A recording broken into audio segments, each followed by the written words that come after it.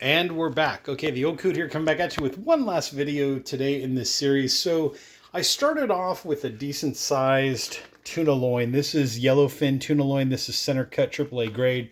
You can find these at most supermarkets. Most ethnic markets will have something like this or similar.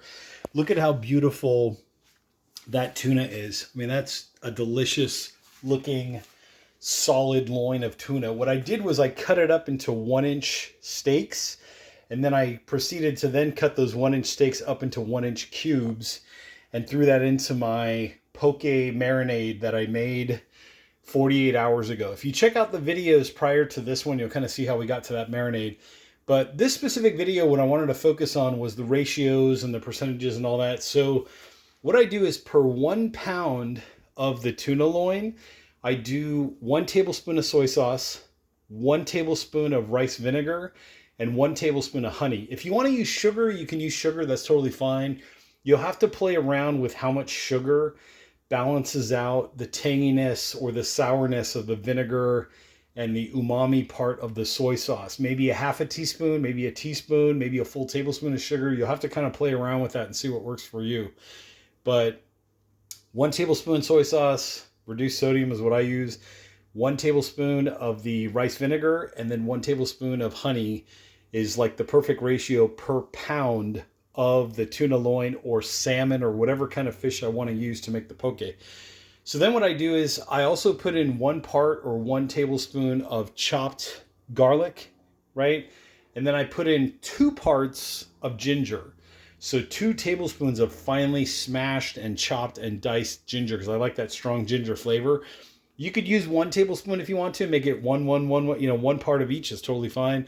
But basically, once you get your liquids, your garlic and your ginger into a bowl, right, you can add your furikake seasoning, which is usually a dried seaweed or a dried bonito, or sometimes it's a dried combination of both. The bonito is a fish that basically is caught and then dried, and that's what gives a lot of that umami, kind of pokey, kind of sushi, Japanese, Asian kind of flavors to a lot of the dishes. And basically what I'm doing is I'm mixing the dry ingredients with the garlic and the ginger and the wet ingredients and mixing it up about 48 hours before I'm ready to put the diced tuna in. If you buy, I mentioned this in previous videos, if you buy fresh tuna from the supermarket, freeze it. Throw it in the freezer for 24 hours. What that's going to do is that's going to kill off any bacteria, any parasites, especially if you're buying like wild caught tuna. Freeze it. Stick it in the freezer for 24 hours. Basically, take it out of the freezer and then put it in your fridge, your refrigerator for 48 hours, for 2 days. That'll allow the tuna to come back up to like usable, workable temperatures. And during that 48 hours is when your marinade has a chance to mix and meld together. So the tuna you keep separate. The marinade you keep separate. Everything is in the fridge for 48 hours, right? Your tuna is coming back up to temperature to be used and workable. And it's okay. Like if you notice, it's okay if the center is still just a little bit par frozen. That's totally fine.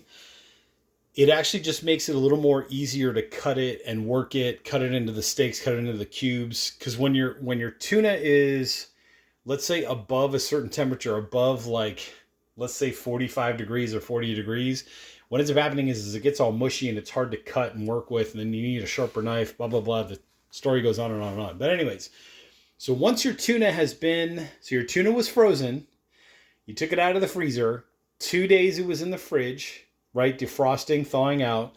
During that same time frame, your marinade, which is totally separate, your marinade was coming together as a homogeneous unit, right? Your soy sauce, your rice vinegar, and your honey or your sugar, your garlic, your ginger, your furikake, whatever seasonings you wanted to use. Check out the videos prior to this one. I'll put some links down below too to the rice seasoning or the furikake that I use, and also the gochugaru, the chili powder, if you want to add some kick to it. So then after that 2 days, then you cut up your tuna or your salmon or whatever the case may be into your 1-inch steaks, 3/4 of an inch, 1-inch steaks, then cut those into cubes, add your tuna to your marinade.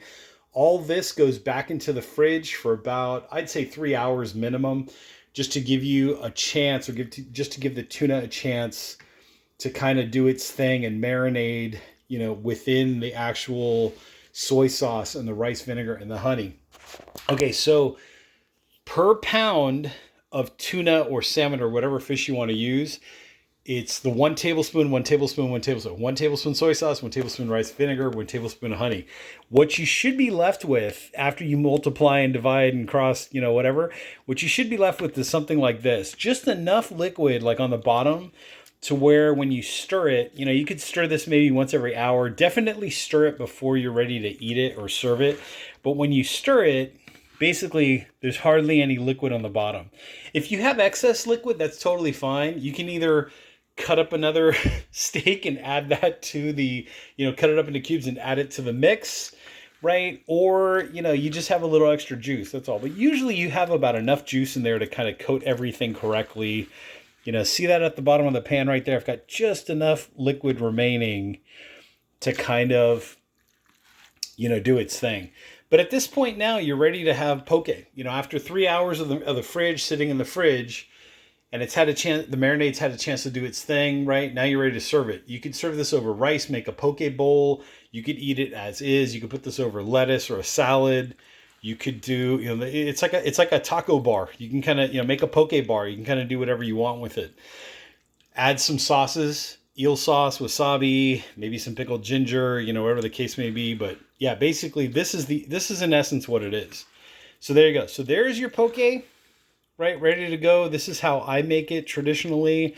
I might be off a little bit from how, the Japanese do it, or how the Hawaiians do it, or how, whatever Asian culture does it. This is how I do it. This is how I like it. Try it. Let me know in the comments section. Let me know if you tried to make it this way. Let me know what happened in your situation. Anyways, I will put links down below in the description, also in the comment section. I'm the Old Coot, and I'll catch you all in the next exciting video.